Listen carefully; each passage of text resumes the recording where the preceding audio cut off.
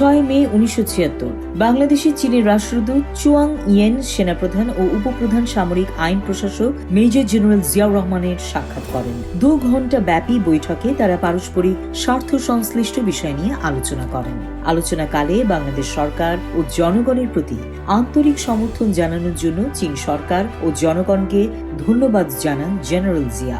বাংলাদেশ সরকার পরস্পরের সার্বভৌমত্ব, স্বাধীনতা, সমতার প্রতি সম্মান প্রদর্শন ও অভ্যন্তরীণ ব্যাপারে হস্তক্ষেপ না করার নীতির ভিত্তিতে সকল দেশের সাথে বর্তমান বন্ধুত্বপূর্ণ সম্পর্ক জোরদার করতে দৃঢ় প্রতিজ্ঞ বলে জানান সেনাপ্রধান।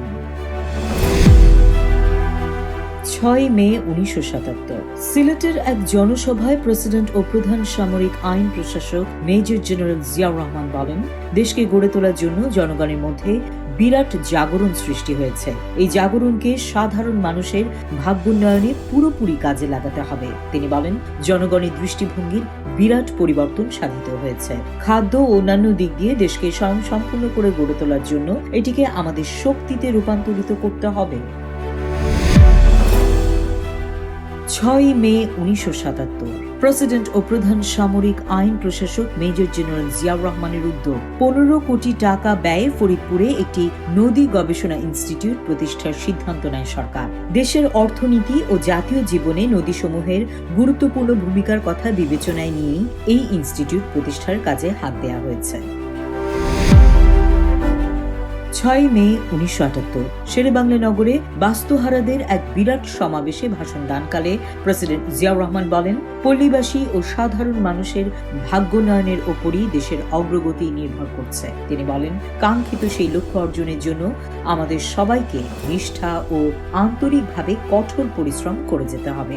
এ সময় জাতীয় উন্নয়ন ও অগ্রগতির মহান আন্দোলনে নারী পুরুষ প্রত্যেককে সক্রিয়ভাবে অংশগ্রহণের আহ্বান জানান তিনি।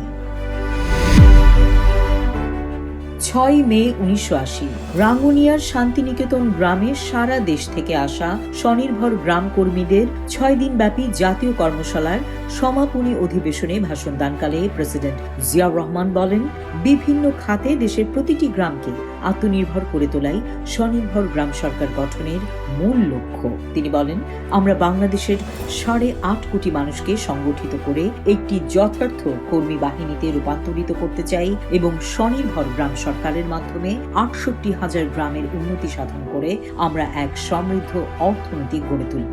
জিয়া বলেন, সঠিক নেতৃত্ব দেয়া গেলে বাংলাদেশের বর্তমান ও বিশাল জনগোষ্ঠীকে বিভিন্ন উন্নয়নমূলক কর্মযজ্ঞে যুক্ত করা যেতে পারে।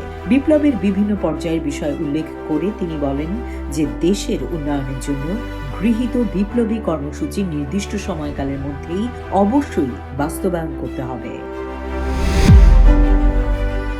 6 মে 1981 পশ্চিম জার্মানিতে 5 দিন ব্যাপী সফরের তৃতীয় দিনে বাংলাদেশ ও দেশটির মধ্যে 2টি পৃথক চুক্তি স্বাক্ষরিত হয়েছে। চুক্তিতে 2 দেশের মধ্যে বিনিয়োগ ও অর্থনৈতিক সহযোগিতা বৃদ্ধির কথা বলা হয়েছে। এদিকে হামবুর্গ সিটি হলে প্রেসিডেন্ট সম্মানে আয়োজিত এক মধ্যাহ্ন ভোজ অনুষ্ঠানে জিয়াউর রহমান বলেন, শান্তি, অগ্রগতি ও গণতন্ত্রের অভিন্ন আদর্শ ও প্রতিশ্রুতি বাংলাদেশ ও পশ্চিম জার্মানির মধ্যে সম্পর্ক ভবিষ্যতে আরও সুসংহত করার দৃঢ় ভিত্তি স্থাপন করেছে। এটা পারস্পরিক কল্যাণে এবং বাংলাদেশের প্রাকৃতিক সম্পদ অনুসন্ধান ও উন্নয়নে জার্মান পুঁজি, প্রযুক্তি, শিল্প উদ্যোগের দক্ষতা ও ব্যবসায়িক বৃদ্ধির সঙ্গে যৌথ ও লাভজনক কাজে লাগানো যেতে পারে।